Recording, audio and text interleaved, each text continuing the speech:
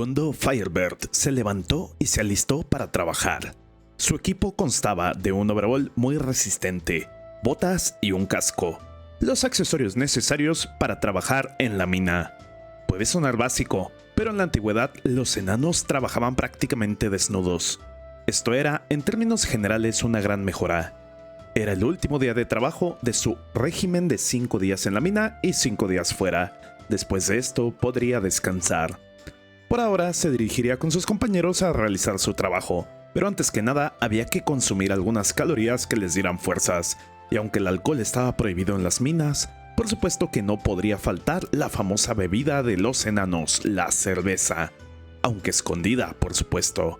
Se acercaron al capataz y el líder del escuadrón, Gagais, le indicó que excavarían en el sector 8821, donde había una veta de piedras de calor. Si bien los enanos eran famosos artesanos y herreros, la forja y los medios para producir calor eran limitados. No podían usar carbón o madera como las otras razas, principalmente porque vivían bajo tierra. Si los usaran, el aire quedaría contaminado de inmediato, por lo que estas piedras eran de suma importancia para ellos. Si este metal era golpeado por otro que tuviera alta dureza como el mitril, produciría altas temperaturas necesarias para sus actividades. El equipo se montó en el carrito de minería y se dirigieron a su lugar de trabajo atravesando secciones que se encontraban en completa oscuridad, aunque es bien sabido que los enanos poseen visión nocturna, que si bien no es completa, es suficiente para andar por estas rutas. No todas las razas soportarían vivir en la penumbra y la presión que ejerce la montaña sobre su cuerpo, pero para los enanos es algo natural. Adelante, escucharon algunas pisadas, que no eran de otros mineros, ya que no escuchaban el ruido de las herramientas, pero tampoco eran pies descalzos. Si lo hubieran sido, hubieran huido inmediatamente.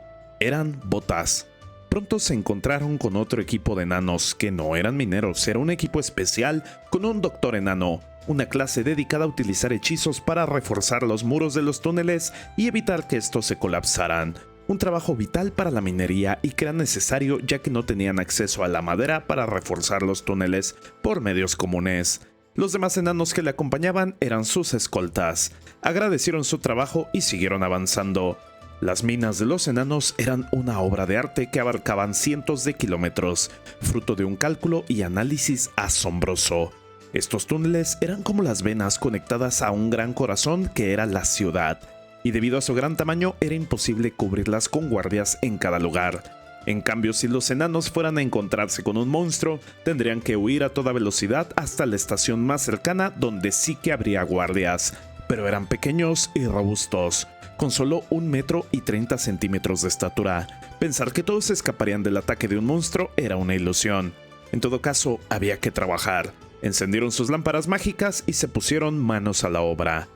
Una vez terminada la jornada y a pesar de que los cuerpos de los enanos eran fuertes y musculosos, estos necesitaban de un buen descanso para reponer sus fuerzas, lo cual harían en los baños exclusivos de los trabajadores, donde Gondo limpió a profundidad su cabello y barba, como cualquier enano que se considerara adulto haría, utilizando un agua que se veía algo café por el contenido de hierro en ella, pero que era útil para remover toda suciedad. Y después de recoger el salario de toda una semana, sus compañeros irían a tomar unas cervezas, seguramente gastando la mitad de su sueldo ahí. Gondo rechazó la oferta, como también rechazó la oferta del administrador de aceptar un puesto como líder de brigada. Su experiencia lo respaldaba, pero por algún motivo Gondo no quería ese tipo de responsabilidad. De modo que lo revisaron para asegurarse de que no sufriera de la enfermedad de la nieve blanca, una que causaba malestares y deficiencias pulmonares debido a la alta concentración de metales en el aire, pero aparentemente no había ningún problema con él. Gondo estaba ahorrando para realizar uno de sus viajes. En esta ocasión, a nada menos que Feo Raido, una ciudad abandonada al sur, para realizar excavaciones. El administrador le advirtió que era un área peligrosa, pero por supuesto él ya lo sabía. Tenía una misión que cumplir ahí, buscar un raro metal conocido como hierro blanco. De acuerdo a las leyes del reino, si uno excavaba debía pagar los impuestos pertinentes para conservar lo extraído, pero no era el mismo caso para una mina abandonada, donde lo que sacaras sería tuyo, aunque el riesgo era que no recibirías ningún tipo de ayuda si algo salía mal durante tu viaje. El administrador, prefiriendo que Gondo no se arriesgara, hizo de cualquier modo una oferta en caso de que él pudiera extraer y regresar con hierro blanco a la ciudad, pero Gondo ya tenía en mente lo que haría con él.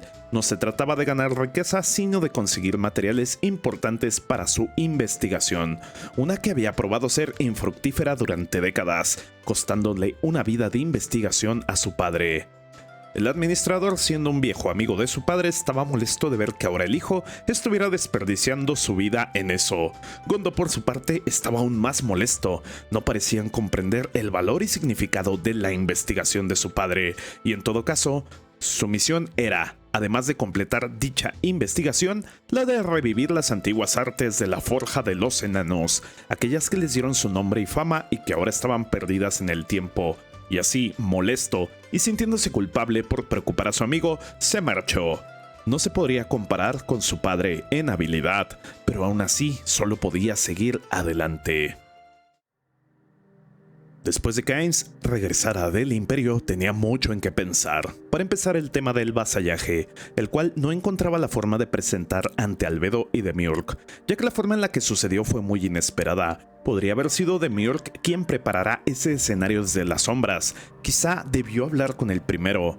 Lo que más le preocupaba, sin embargo, eran las runas que había encontrado en aquella arma.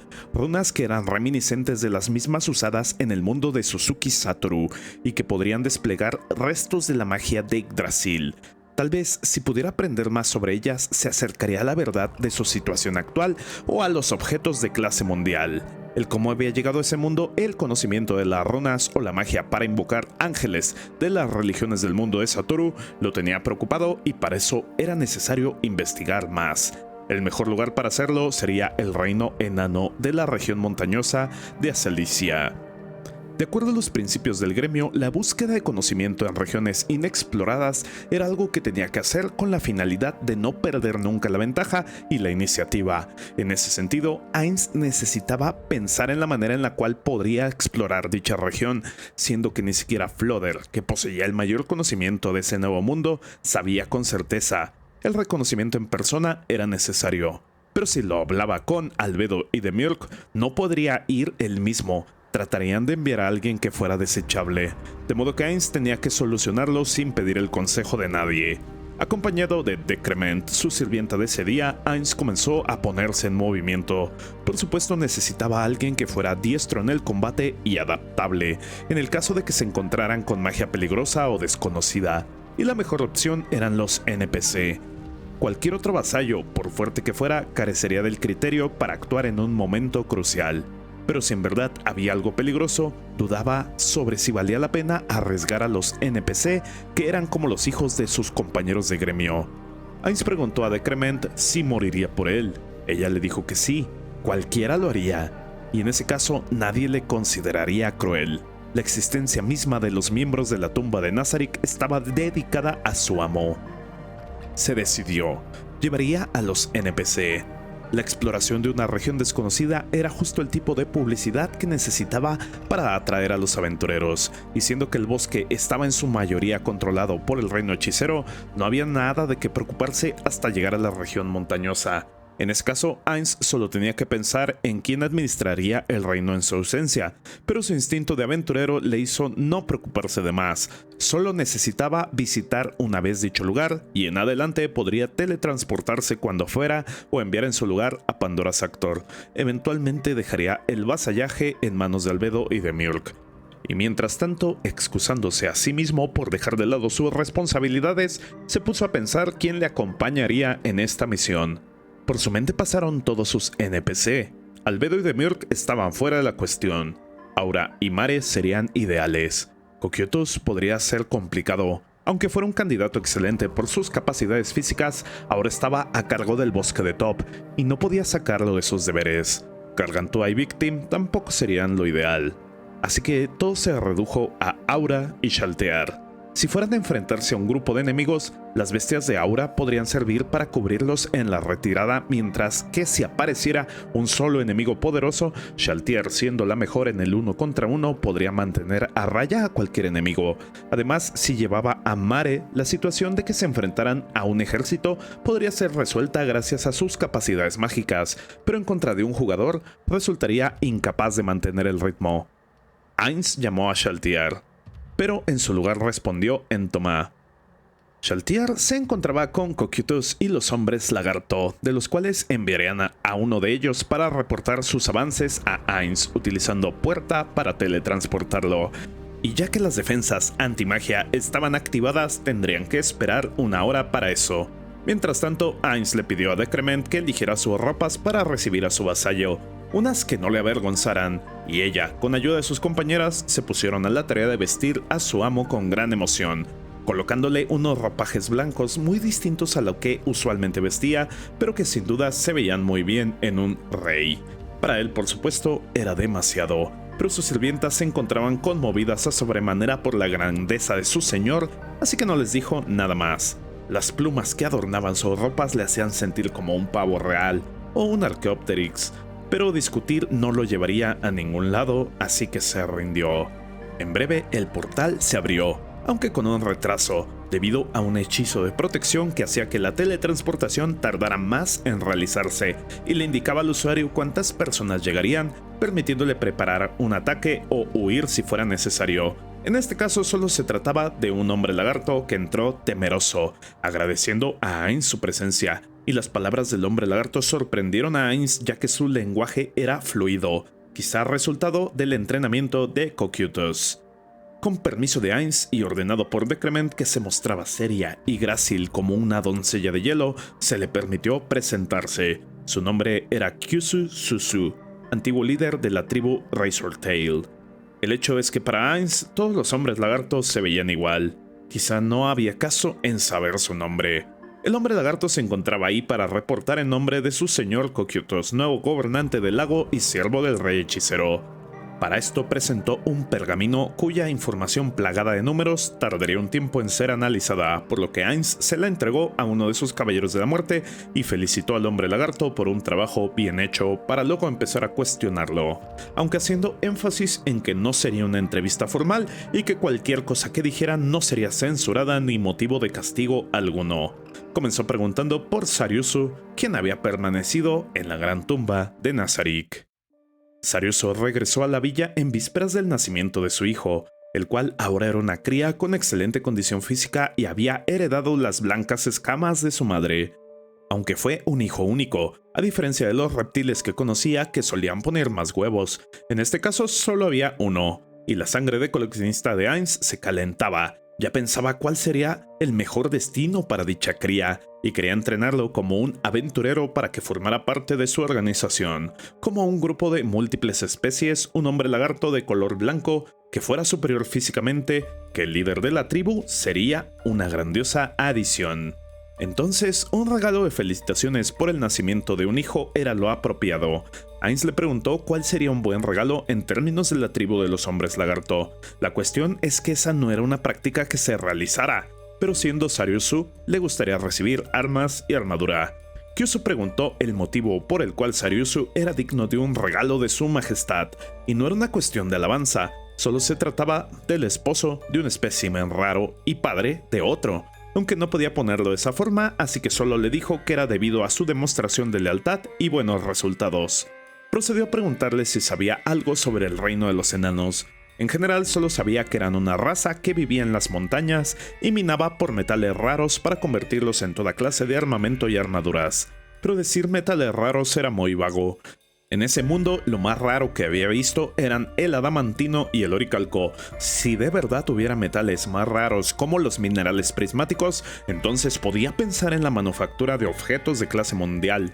Pero incluso en Yggdrasil era complicado hacer algo así, si bien una vez logró fabricar una piedra calórica que utilizaba varios de estos materiales como el uranio celestial, no era seguro que pudiera replicar dicha hazaña en este mundo. Los materiales eran tan valiosos que mantenían el balance de poder mediante su comercio.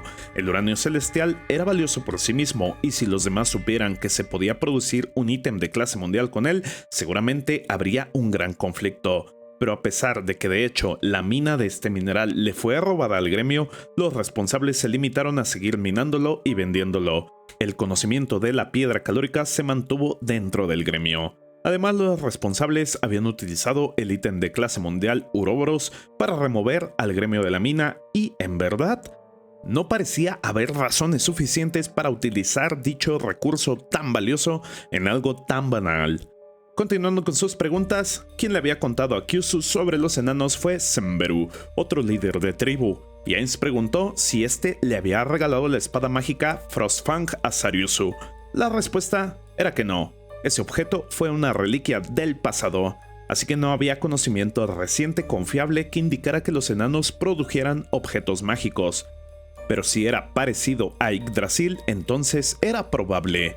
En ese mundo, la capacidad de un arma era definida por los materiales utilizados y la habilidad del herrero, donde los enanos tenían puntos de clase extra que les permitían crear mejor armamento y eran muy populares entre los jugadores que gustaban de crear objetos en general.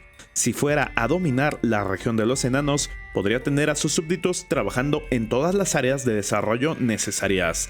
Demiurg en los pergaminos, Enfiria en las pociones, Floder en los objetos mágicos y los enanos en la manufactura de armas. Y si los 6 grandes dioses eran en realidad jugadores, eso significaba que ellos le llevaban al menos 600 años de ventaja. Tenía que dedicar las próximas décadas exclusivamente al desarrollo tecnológico para no perder ante ellos. Ahora más que nunca quería visitar el reino enano, aunque ya no era de una manera clandestina, sino como una visita oficial para establecer relaciones diplomáticas. Sus prioridades eran verificar la presencia o ausencia de jugadores, investigar las runas y su origen, y obtener información y muestras de metalurgia y minerales. Entonces, si Ainz fuera a pedirle a Senberu que le llevara hasta la ciudad de los enanos, ¿este sería capaz de hacerlo? Y la respuesta es que no estaba seguro, ya que aunque había vivido ahí, eso fue muchos años atrás, y quizás su memoria no le permitiría llegar hasta allá de nuevo. Pero si ese era el único problema, se podía solucionar con magia, control de amnesia para poner en órdenes sus recuerdos. Entonces Ainz le permitió al hombre lagarto marcharse. Después se comunicó con Ainzak y Floder para compartir información sobre los enanos, y en efecto ellos sabían algunas cosas más, como que en el pasado la ciudad de los enanos sufrió daños debido al ataque de un dragón, pero no sabían más que eso, ya que en ese momento Floder no estaba interesado en nada más, no sabían ni el poder ni las habilidades de dicho dragón, pero con esto los riesgos aumentaban. Todo regresaba al plan original, así que Ainz contactó con Shaltir Bloodfallen, quien le preguntó dónde necesitaba que abriera un portal esta vez. Algo sumamente triste considerando que ella era la guardiana más fuerte y que sus responsabilidades se redujeran a abrir portales era algo que por sí solo causaba malestar. Pero en esta ocasión Ainz le encargaría el deber de gran peso de ser su guardaespaldas personal en un viaje. Después de un corto silencio, Shaltir respondió con gran entusiasmo, declarando que cumpliría con su deber incluso si eso la dejara hecha polvo. Ainz la citó en su habitación de Irantel y le ordenó que dejara todas las responsabilidades a cargo de Mare, lo cual era una tarea de suma importancia. Si no se realizaba correctamente, la cadena de mando estaría comprometida y podrían quedar muchas cosas sin realizarse, resultando en retrasos y fallos en la seguridad que afectarían a todos. Por lo que debía tomarse su tiempo y una vez asegurada de que sus deberes habían sido trasladados correctamente, presentarse ante Ainz. Para lo que Mare fue ordenado a la habitación de Shaltir, la cámara de Apidoser. La siguiente era Aura, que una vez fue contactada, la mención de que Shaltir también fue requerida en la misión la sorprendió y llegó a la conclusión de que Ainz planeaba destruir el reino enano. Pero no era así, solo se trataba de negociaciones. En ese caso, quizá yo hubiera previsto que esas negociaciones fracasarían, pero tampoco era el caso. Aura se adelantó y se presentó por sí misma en la habitación de Ainz, donde este comenzó a explicarle a fondo las razones de elegir a Shaltir, siendo que fuera de ser un gran efectivo en poder de combate, no tenía muchos más usos. La relación entre Aura y Shaltir era como la de Bukubuku Chagama y Peroron Shino, quien siempre preguntaba si su pequeño hermano había causado problemas, y si la respuesta era no, se sorprendía sobremanera. El recuerdo y la realización de esto llenó de gozo a Ainz, pero rápidamente lo suprimió para continuar con su explicación. Si en su pelea con Shaltiar ella hubiera luchado apropiadamente, Ainz no podría haber ganado. En su lugar, él hubiera invocado su Einherjar de inmediato, para después atacar con magia tanto como pudiera, para entonces activar su frenesí de sangre y luego cargar con la Lance Spui. De haber sucedido así, Ainz hubiera huido de inmediato. En términos de poder, estaba en la parte superior de la media entre todos los jugadores, mientras que Shaltiar estaría en la parte baja de los más poderosos. Si tuviera el armamento y la estrategia adecuados, podría luchar incluso con la cima de los jugadores. Sin embargo, ser la guardiana más fuerte le ha vuelto confiada. La mejor manera de usarla en una batalla abierta es como una flecha que haga que el enemigo agote sus recursos en un ataque frontal, pero no era todo lo que podía hacer. La cosa es que ahora los NPC estaban adquiriendo un tipo de experiencia que en el pasado era imposible, la de una persona con raciocinio. La Shaltiar de hoy no sería igual a la de mañana, seguiría aprendiendo, y en ese caso exponerla a diferentes tipos de situaciones le ayudaría a mejorar cada vez más. Ahora, si fuera a equivocarse, y claro que lo haría, necesitaba tener a alguien de confianza cerca para que él la apoye. En ese caso, Aura, quien no entendía todo el revuelo. A final de cuentas, ellos obedecían cualquier orden de Ainz. Pero viéndolo de otro modo, si las órdenes de Ainz conflictuaran con los deseos de Peroronchino, ¿cómo se sentiría Shaltiar? ¿O si le ordenara algo a Aura que Buku Buku Chagama no haría? ¿Cómo se sentiría ella? En ese caso, no sabrían con certeza qué hacer, y ese era el punto. Necesitaban formar su propio criterio con base en la experiencia. Los detalles de la misión los dejaría para más tarde, una vez que Shaltiar llegara, con la finalidad de no repetirlo dos veces. Ella llegó en breve presentándose lista para partir y Ainz se preparó para explicarles el resto de la misión. Si el video te gustó, regálame tu like y tu suscripción al canal. Activa la campanita para saber cuando publico nuevo contenido o regálame un comentario para el algoritmo. Si deseas apoyar aún más, únete al canal en el rango de Señor Demonio. También te invito a nuestra comunidad en Discord Federación Jura Tempest y a mantenernos en contacto a través de mis redes sociales. Todos los links están en la descripción. Muchas gracias y hasta la próxima.